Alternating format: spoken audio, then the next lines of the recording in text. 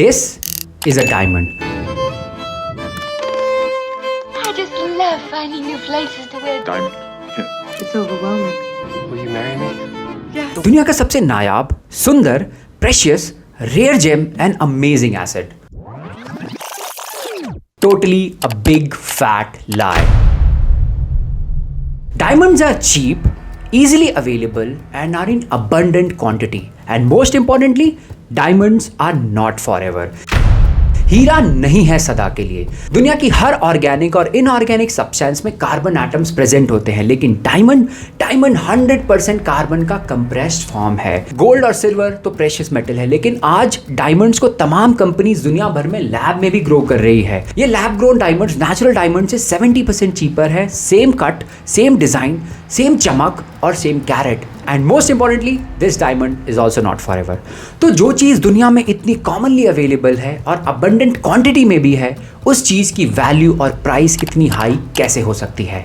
How did we get here? Diamond की quality cut, colour, clarity और carat weight से जानी जाती है, लेकिन दुनिया में इन मेट्रिक को मेजर करने का तरीका बहुत ही ज्यादा नॉन स्टैंडर्डाइज्ड और अनस्ट्रक्चर्ड है. यानी कि जो डायमंड आप इंडिया में 1 लाख रुपए का खरीदते हो, वो सेम पीस आपको दुबई में 80,000 का भी मिल सकता है, यूएस में 1.5 लाख का भी मिल सकता है. Diamonds are the worst form of investment. In fact जब आप कभी भी डायमंड लेकर शोरूम से पहला कदम बाहर रखते हो, उसी क्षण आपके डायमंड की वैल्यू 50% से कम हो जाती है. और जब बाजार में डायमंड लेकर बेचने निकलोगे तो पहले तो बिकेगा नहीं, because diamonds are highly illiquid asset. और अगर बिक भी गया तो आपको आपके डायमंड की 20 से 30% ओरिजिनल वैल्यू ही मिलेगी. उतनी भी मिल गई तो अपने आप को लकी समझना. पैसा ही पैसा होगा. इनफैक्ट दुनिया भर में डायमंड की प्राइसिंग बहुत ही रैंडम और अनस्ट्रक्चर्ड है. आपके खरीदे हुए डायमंड की वैल्यू हर साल डिक्रीज होती है. डायमंड वैल्यू में कभी अप्रिशिएट नहीं होता है. एक फन फैक्ट बताता हूं, दुनिया की 90% से भी ज्यादा डायमंड इंडिया में सूरत में पॉलिश होती है.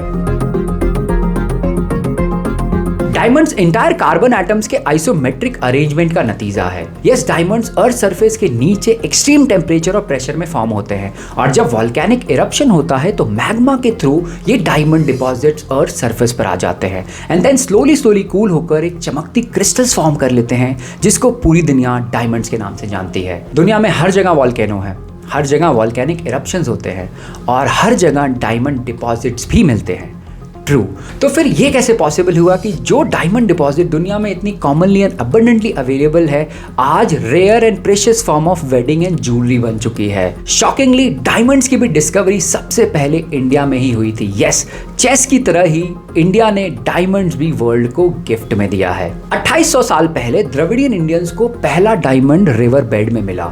ये ब्लैक शाइनी क्रिस्टल्स उस समय रेयर और कम क्वांटिटी में ही थी, तो लोगों ने इसको कलेक्ट करके इसकी ट्रेडिंग स्टार्ट कर दी. इसके बदले लोग स्पाइस, कॉटन और कपड़े खरीदने लग गए. फास्ट फॉरवर्ड 1886 में साउथ अफ्रीका के एक किसान को दुनिया का सबसे बड़ा डायमंड मिला, 22 कैरेट का, और एंट्री होती है सेसिल रोड्स की, साउथ अफ्रीका के प्राइम मिनिस्टर की. इस डिस्कवरी के कुछ दिन बाद ही सेसिल रोड्स ने साउथ अफ्रीका की बहुत बड़ी डायमंड माइन को खरीद लिया और उसका नाम दिया द डिबियर्स माइन.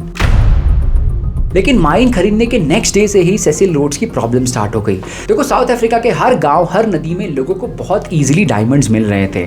चूंकि डायमंड्स इतनी कॉमनली मिल रहे थे तो डायमंड्स की प्राइसेस बहुत तेजी से क्रैश भी करने लग गई. फिर सेसिल रोड्स के दिमाग में एक बत्ती जली कि अगर मैंने डिमांड और सप्लाई नहीं कंट्रोल करी डायमंड की, तो बहुत जल्दी मैं बैंकरप्ट हो जाऊंगा.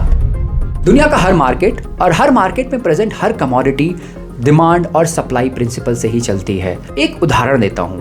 आपने देखा होगा कि जो प्याज आप कभी 20 रुपए पर केजी पे खरीदते थे, आज उसकी market price 80 rupees per KG है. लेकिन कुछ महीने बाद ये प्राइस 40 या 30 रुपए पर केजी पर आ जाएगा. फंडा सिंपल है. जिस प्रोडक्ट और कमोडिटी की सप्लाई बहुत कम हो जाती है, उसकी डिमांड ऑटोमेटिकली बढ़ जाती है, thus उसकी प्राइस भी बढ़ जाती है. और जैसे जैसे उस प्रोडक्ट और कमोडिटी की सप्लाई बढ़ने लग जाती है, प्राइस वापस से गिरने लग जाती है. तो पूरे वर्ल्ड की मार्केट डिमांड और सप्लाई प्रिंसिपल पर ही चलती है। तो अब सेसिल रोड्स को डायमंड्स की सप्लाई कंट्रोल करनी थी और डिमांड बढ़ानी थी, प्राइसेस ऑटोमेटिकली बढ़ जाते। तो फिर क्या किया सेसिल रोड्स ने? साउथ अफ्रीका के मेजर डायमंड माइंस जो ऑलरेडी बैंकरप्ट की कगार पर खड़े थे, उनको एक एक करके खरीदना स्टार्ट किया और पूरी की पूरी एक कार्टेल बना ली और कार्टेल का नाम दिया the De Beers consolidated mines limited. But ये तो सिर्फ और सिर्फ साउथ अफ्रीका के डायमंड माइंस थे। दुनिया में हर जगह इजीली डायमंड्स अभी भी अवेलेबल थे। रॉथशाइल्ड फैमिली की फंडिंग की मदद से सेसिल रोड्स ने पूरी दुनिया भर में डायमंड माइंस खरीदने स्टार्ट कर दिए और इन सारे डायमंड माइंस को उन्होंने अलग अलग फेक नेम देकर कंपनी फॉर्म करना स्टार्ट कर दी। पूरे अफ्रीका में नाम दिया डायमंड डेवलपमेंट कॉर्पोरेशन, यूरोप में central selling organisation, diamond trading company in England, the syndicate in Israel. Cecil Rhodes पूरी दुनिया से ये राज छिपा कर रखना चाहते थे कि वर्ल्ड की सारी डायमंड की सप्लाई वो अकेले कंट्रोल करते हैं, यानी कि पूरी दुनिया की डायमंड सिर्फ एक कंपनी कंट्रोल करती है जिसका नाम था the De Beer corporation mines limited. इसीलिए उन्होंने पूरी दुनिया में अलग अलग नाम से डायमंड की कंपनीज खोली। सेसिल रोड्स ने डायमंड्स की सप्लाई की प्रॉब्लम तो सॉल्व कर ली, क्योंकि अब दुनिया की सारी डायमंड सप्लाईज वो खुद अकेले कंट्रोल करते थे, लेकिन डिमांड की प्रॉब्लम अभी भी सॉल्व नहीं हुई थी। वर्ल्ड में डायमंड की डिमांड अभी भी रॉक बॉटम जीरो पे थी, क्योंकि लोगों को डायमंड में जीरो इंटरेस्ट था। डायमंड की डिमांड जनरेशन की प्रॉब्लम सॉल्व हुई अमेरिका से। सेसिल रोड्स ने अमेरिका की बहुत फेमस एड एजेंसी के साथ मिलकर डायमंड की डिमांड जनरेट करने के लिए बहुत सॉलिड स्ट्रैटेजी बिल्ड करी। पहली स्ट्रैटेजी थी इन्फ्लुएंसर मार्केटिंग।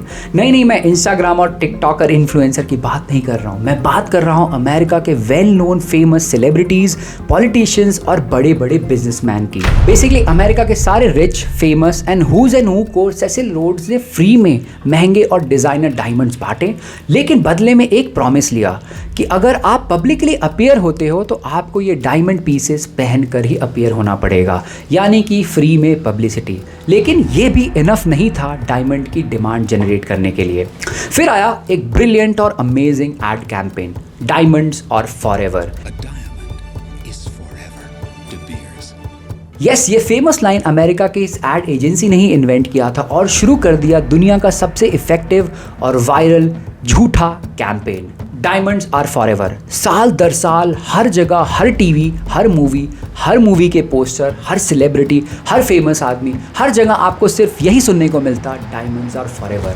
मेरे हिसाब से ये कैंपेन दुनिया का सबसे इफेक्टिव और ब्रिलियंट कैंपेन था, क्योंकि जो प्रोडक्ट और कमोडिटी दुनिया में ईजिली अवेलेबल था, आज इस मार्केटिंग कैंपेन की वजह से वो कमोडिटी दुनिया की सबसे प्रेशियस कमोडिटी बन चुकी थी। हैरान कर देने वाली बात तो ये है कि अर्ली 2000 तक दुनिया को पता भी नहीं था कि पूरी दुनिया की डायमंड की सप्लाई सिर्फ और सिर्फ एक कंपनी कंट्रोल करती है, the De beer company.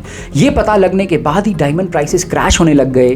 The biggest and the most fake monopoly of the world. Yes, आज द डी बियर्स की मोनोपोली ब्रेक हो चुकी है, लेकिन आज भी ये कंपनी दुनिया की 35% से भी ज़्यादा डायमंड्स की सप्लाई अकेले कंट्रोल करती है। एट प्रेजेंट हम सबके दिमाग में डायमंड एक प्रेशियस और प्रीमियम ज्वेल्स एंड जेम्स के फॉर्म में बैठ चुकी है, all thanks to this brilliant marketing campaign, diamonds are forever. So next time when you get down on one knee, spend your 2 months of salary for proposing your future partner and presenting them with a black rock that just shines, which is abundantly available and very common, not so rare. Please remember, diamonds are not forever.